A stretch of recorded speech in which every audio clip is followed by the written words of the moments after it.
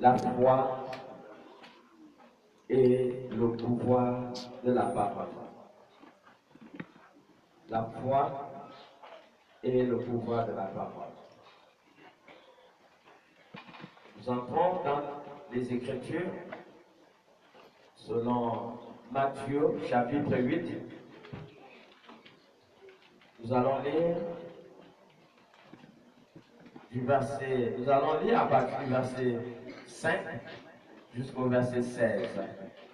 Matthieu chapitre 8, le verset 5 au verset 16.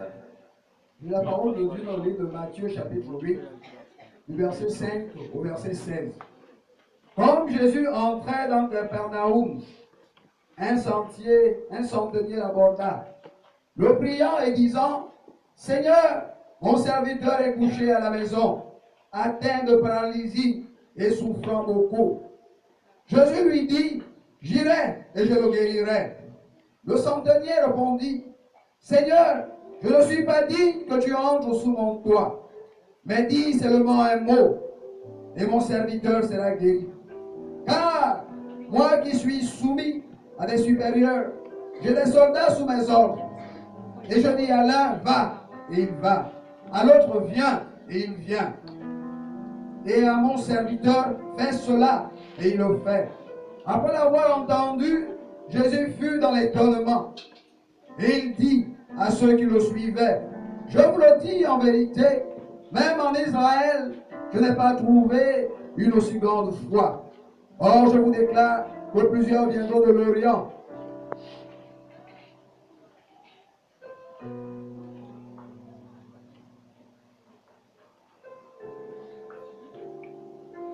Plusieurs viendront de l'Orient et de l'Occident et seront à table avec Abraham, Isaac et Jacob dans le royaume des cieux. Mais les fils du royaume seront jetés dans les ténèbres du dehors, où il y aura des pleurs et des grincements de dents. Puis Jésus dit au centenier, va, qu'il te soit fait selon ta foi. Et alors même le serviteur fut guéri. Jésus se rendit ensuite à la maison de Pierre, dont il vit la belle-mère couchée, ayant la fièvre. Il toucha sa main et la fièvre la quitta. Puis elle se leva et le servit. Le soir, on amena auprès de Jésus plusieurs démoniaques. Il chassa les esprits par sa parole. Il guérit tous les malades. Alléluia. Nous parlons sur la foi et le pouvoir de la parole.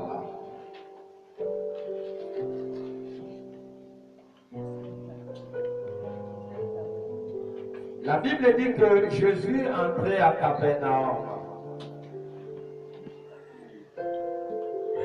Alors, lorsqu'il arriva à Capernaum, un centenier l'aborda. Et le centenier avait un de ses serviteurs qui était malade.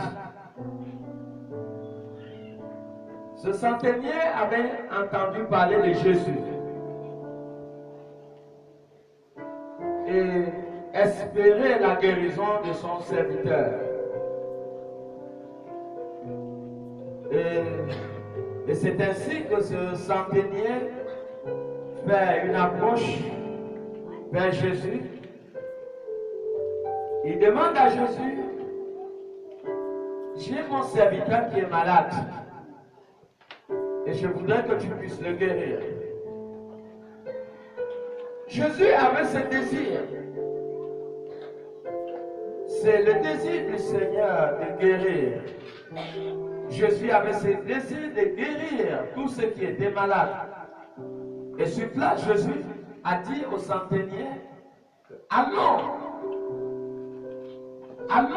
je vais le guérir. Le centenier dit à Jésus, non maître, je ne suis pas digne de te recevoir dans ma maison. Il dit non, je ne suis pas digne de te recevoir. Et il dit seulement une seule parole et mon serviteur serait guéri. Vous savez, Jésus a parcouru plusieurs localités en Israël, a fait face à plusieurs malades. Mais la seule place où Jésus a été étonné de la foi d'un homme, c'était cette place. Jésus est étonné qu'il veut se déplacer pour venir dans la maison de ce centenier. Mais le centenier dit non, tu n'as pas besoin de te déplacer. Je connais qui tu es. Je sais que si tu déclares une seule parole, mon serviteur serait guéri. Est-ce que nous voyons? Et Jésus peut dire que tous les endroits où il a parcouru en Israël, il n'a pas vu quelqu'un qui a la foi comme cet homme. Est-ce que nous comprenons? Il dit partout où il est parti, il n'a pas vu quelqu'un qui avait la foi comme cet homme. Pourquoi? Parce que cet homme a connu la souveraineté de la parole de Dieu. Cet homme a su que lorsque Jésus déclare une parole sur quelque chose, que la chose automatiquement devra s'accomplir. Il le savait. Il n'avait pas besoin de la présence de Jésus. Il avait simplement besoin de sa parole. Et je vous dis dans le nom de Jésus que la parole de Dieu vous suffit pour accomplir toutes choses dans votre vie. La parole de Dieu est suffisante pour accomplir toutes choses dans votre vie. Le centenier le savait. Si nous regardons bien, nous verrons que ce centenier savait que la parole de Dieu avait le pouvoir. La parole de Dieu avait le pouvoir de guérir. Il le savait. Il savait que la parole de Dieu avait le pouvoir d'accomplir toutes choses. Il savait que c'est la parole de Jésus qui a créé toutes choses. Le centenaire connaissait qu'au commencement était la parole et la parole était avec Dieu. Il savait que la parole était Dieu. Le centenier savait que la même parole que Jésus avait proclamée dans la vie de son serviteur n'était pas différente de la présence de Jésus dans sa maison. Est-ce que nous comprenons?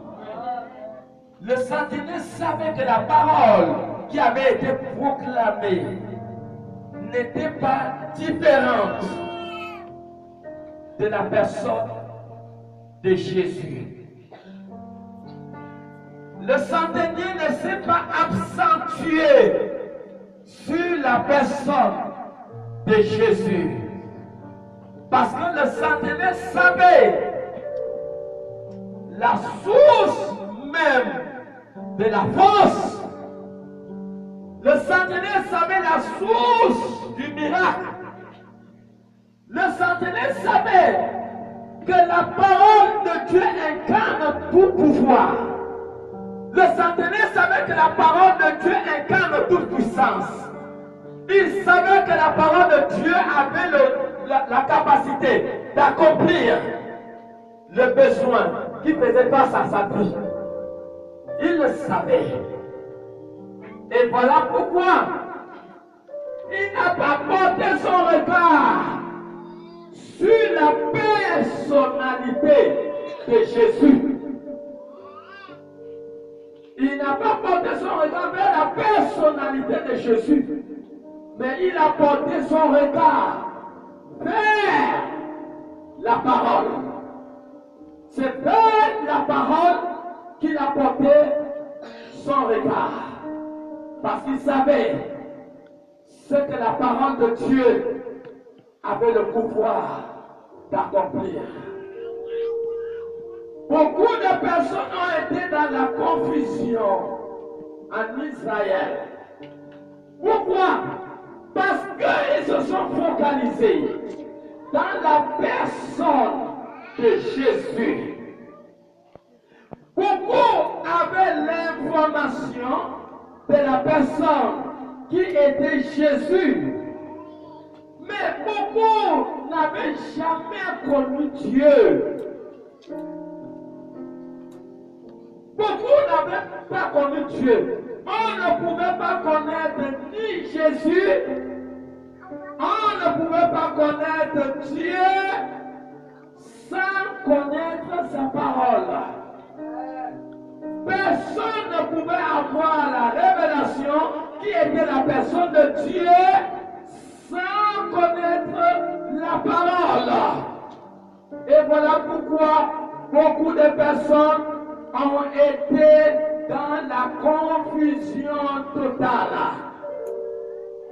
Des Juifs et tout l'ensemble d'Israël, beaucoup étaient dans la confusion. Beaucoup n'ont pas connu Dieu. Même certains de ceux qui marchaient avec Jésus n'avaient pas connu Dieu. Mais le centenier a découvert quelque chose. Le centenier a vu qu'en fait, la chose la plus importante, ce n'était pas, en fait, la personnalité de Jésus. Parce que nous avons vu qu'il y a des gens qui étaient avec Jésus, mais qui n'avaient jamais connu Jésus. Et ils n'avaient jamais, parce que lorsqu'on n'a pas connu Jésus, on n'a pas aussi connu Dieu. Beaucoup ont marché avec lui et ne lui ont pas connu. Mais ce centenier a découvert quelque chose. Ce centenier a su. Il a percé